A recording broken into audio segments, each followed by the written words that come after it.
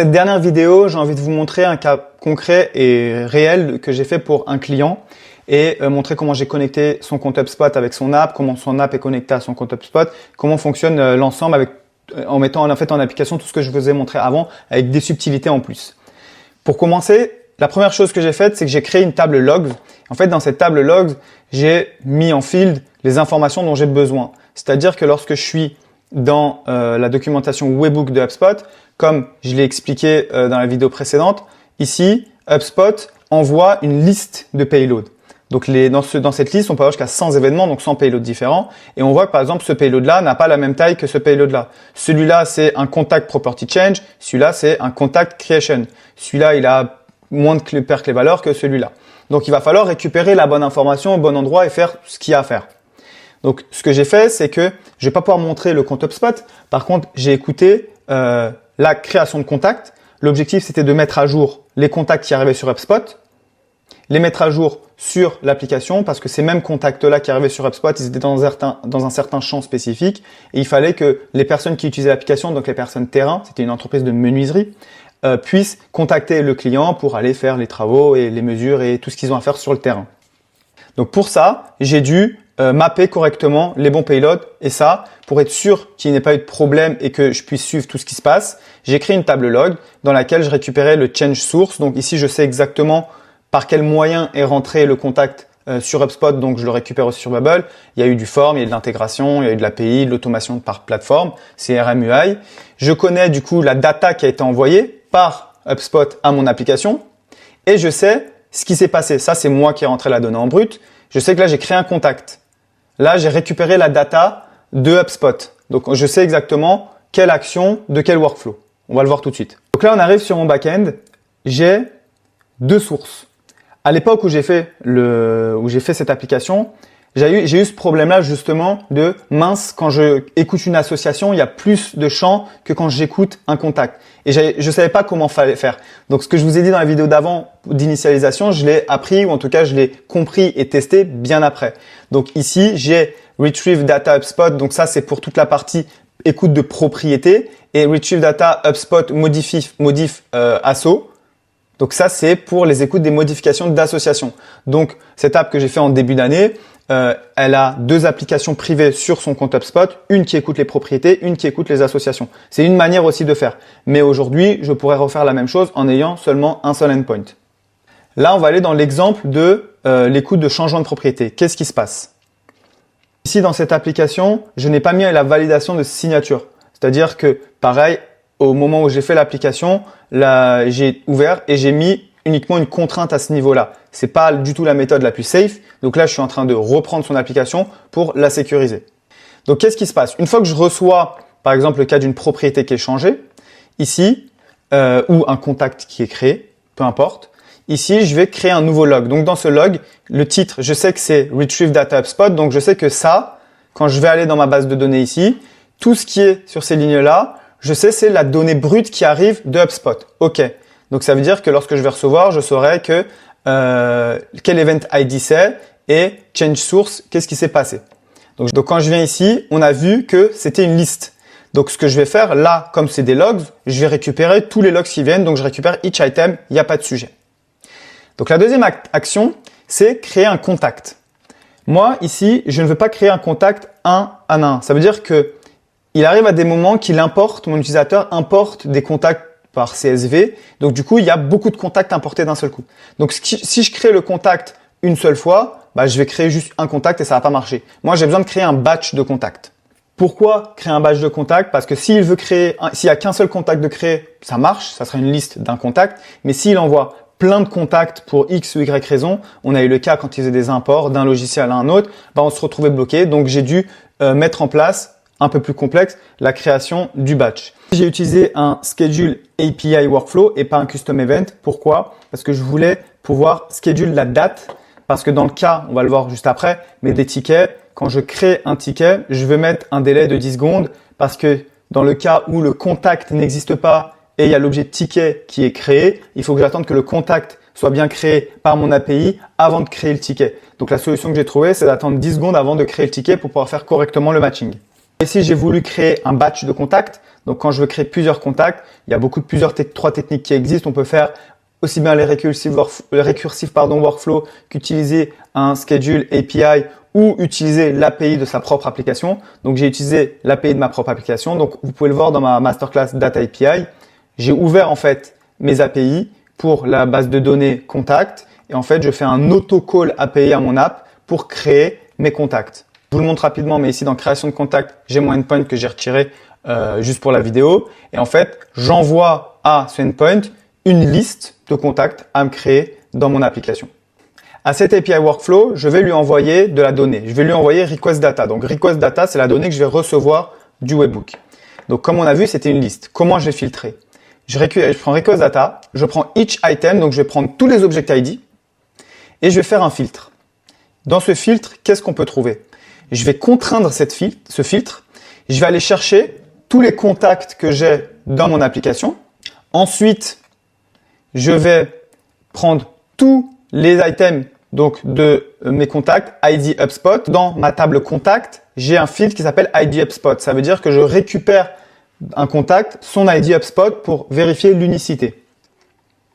Je reviens dans mon filtre, je prends tous mes contacts, je vais chercher l'ID HubSpot de tous mes contacts et je vais vérifier s'il ne contient pas ce nombre format. Du coup, je le mets as a number parce que du coup, c'est un nombre et je vais regarder s'il ne contient pas ce nom. ID HubSpot est un nombre. Donc, je vais devoir regarder si l'item, donc l'object ID que je reçois, n'est pas contenu dans cette liste. S'il n'est pas contenu dans cette liste-là, alors je l'envoie. Donc, ça va me faire un filtre et ça va me récupérer tous les object ID que je n'ai pas, donc tous les contacts que je n'ai pas sur mon app et ça va me l'envoyer à cette API-là.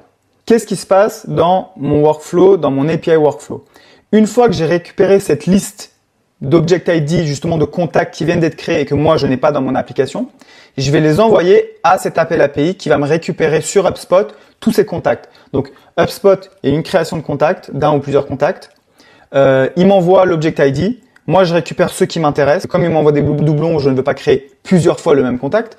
Donc, je récupère toute cette liste-là et je l'envoie dans cet appel API. Cet appel API, elle ressemble à quoi? L'appel API, elle ressemble à ça. Donc, j'ai l'appel API HubSpot. Je vais chercher dans contact, batch, read. Donc, je vais récupérer toute une liste plutôt de contacts. Et en fait, comme c'est une requête post, je peux dire les contacts que je cherche. Donc, j'envoie une liste dans ce body. Donc, j'envoie tous les ID que j'ai récupérés. C'est ces fameux object ID dans une liste et je dis les properties que je souhaite récupérer. C'est ce qu'on a vu dans les vidéos précédentes. On peut lui donner de l'information et on peut lui dire ce qu'on souhaite recevoir. Et je souhaite récupérer l'email, le first name, le last name et le phone. Donc si demain il y a une nouvelle propriété à rajouter, je viens, je la mets ici entre guillemets et je la récupère. Je reviens sur mon workflow. Une fois que j'ai récupéré cette liste de contacts, je l'envoie à mon API qui est Self API Call. Donc c'est là où j'appelle ma propre API avec ma propre clé API.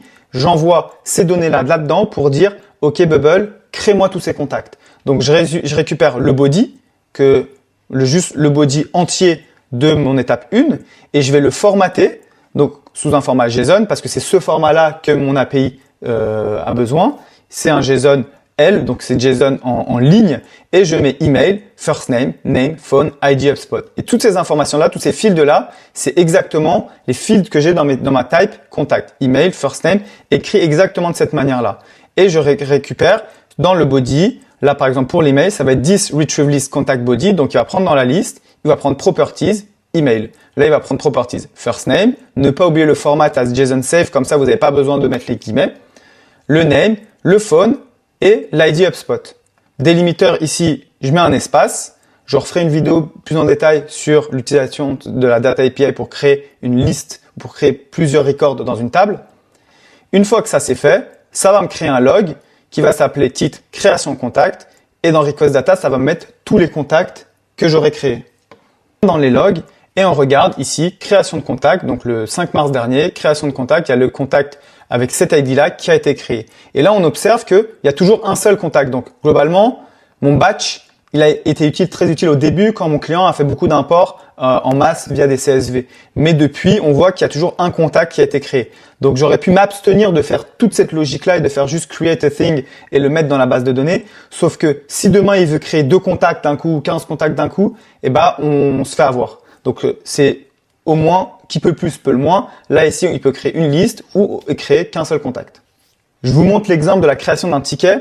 Donc, mon client utilise les tickets sur HubSpot. Donc, ici, c'est un bel exemple. Dans le ticket, je n'ai pas fait un batch, une création en batch, mais par contre, une création à l'unité. Donc, de la même manière, je vais récupérer tous les objets ID. Je vais les filtrer de la même manière pour vérifier que l'ID du ticket, je ne l'ai pas déjà sur mon application. Pourquoi? Je le répète, comme il envoie une liste HubSpot, on peut très bien l'avoir déjà créée et 2 minutes après nous renvoyer le même payload. Ça arrive. Et ben là, au moins, je suis sûr de ne pas le créer 2 fois. Si on regarde le workflow, la création de ticket, c'est beaucoup plus simple. Première étape, je vais chercher le ticket en question. Donc, de la même manière, je récupère l'object ID, je le donne à SQL API qui va sur HubSpot me récupérer le bon ticket. Tout simplement, je crée un nouveau ticket. Donc là, je mets toutes les informations dont j'ai besoin. Et de la même manière, je crée le log création de ticket. Globalement, dans mes workflows, j'ai de la suppression de tickets, donc de contacts et de tickets. Donc là, on voit que de la même manière, j'ai delete list of contact, delete list of tickets et je récupère, pareil, request data. Je vais chercher les object ID qui ont été envoyés et à chaque fois dans mes filtres, je vérifie ici que request data filtered, c'est là où je vérifie le subscription type. Si je suis en ticket deletion, count supérieur à 0, j'exécute cette action-là. Pareil, ici, je ne l'ai pas précisé, mais dans request data, je vérifie si c'est du contact creation. À ce moment-là, je le lance. Et pareil ici, je vérifie si c'est du contact deletion. Donc, j'ai filtré le déclenchement de mes actions par le subscription type du payload. Maintenant, on va passer sur la partie association. J'ai quand même envie de vous la montrer, même si on ne l'a pas testé. C'est la partie qui est un peu plus complexe parce qu'une association, c'est, j'ai envie de dire, bijectif. Ça va dans les deux sens. C'est-à-dire que un contact associé, par exemple, à une compagnie ou un ticket dans notre cas, et un ticket est aussi associé à un contact. Ça veut dire que lorsque HubSpot nous envoie un webhook, il va nous envoyer à la fois l'information dans un sens et l'information dans l'autre. Tu as un ticket tout contact et le contact tout ticket. Et là, c'est une des raisons pour laquelle j'ai utilisé Schedule API, c'est qu'ici, comme je disais, j'ai mis 10 secondes de délai pour la partie add list contact tout ticket, c'est-à-dire que là, lorsque un contact est créé, il faut que je lui mette potentiellement des tickets. Sauf que parfois, le ticket était créé et le contact n'existe pas encore. Donc, je dois attendre d'avoir créé mon contact sur mon application pour pouvoir lui associer les bons tickets. D'où le délai de 10 secondes. Je ne vais pas rentrer dans le détail de tous les workflows, ça serait inutile parce qu'il faut le mettre en pratique réellement. Mais dans l'idée, au niveau des associations qui changent, on va recevoir dans le payload quelque chose qui ressemble à ça. Donc, je reviens sur mon exemple. Pour le cas des associations, ici, à chaque fois dans chaque payload, on va avoir l'information de quelle association on parle, donc de l'objet contact X et de l'objet ticket Y. On sait que Y va être associé à X et X à Y. Mais on peut aussi avoir X le contact où il y a 3 tickets qui vont lui être associés. Pour montrer rapidement à comment moi je l'ai géré, par exemple, lorsque je vais ajouter une liste de contacts à un seul ticket, ce qui va se passer, c'est que je vais recevoir donc dans ce API workflow, je vais recevoir donc add list contact to ticket, je vais rajouter des contacts à un ticket. Je vais prendre le from object et le to object. Donc d'où ça vient, où ça va. Et là, je vais faire un make change du ticket en question, donc ça va être le from object. Je vais chercher les tickets et je vais dire qu'il faut que l'ID HubSpot ce soit égal au from object. Donc c'est-à-dire que c'est l'ID du from, donc c'est la source. Et à celui-là, je vais prendre contact, je vais lui ajouter la liste. Et à ce moment-là, je vais lui ajouter la liste donc des contacts que j'ai déjà sur HubSpot ou ID HubSpot est compris dans le toObject. Donc, il va me prendre tous mes contacts, il va regarder ceux qui sont compris dans le toObject et il va me le mettre dedans parce que toObject est une liste. On arrive à la fin de la vidéo. J'espère que ce que j'ai pu apporter et le cas client que j'ai pu montrer a pu donner une meilleure visibilité de la manière dont on intègre HubSpot à une application mobile.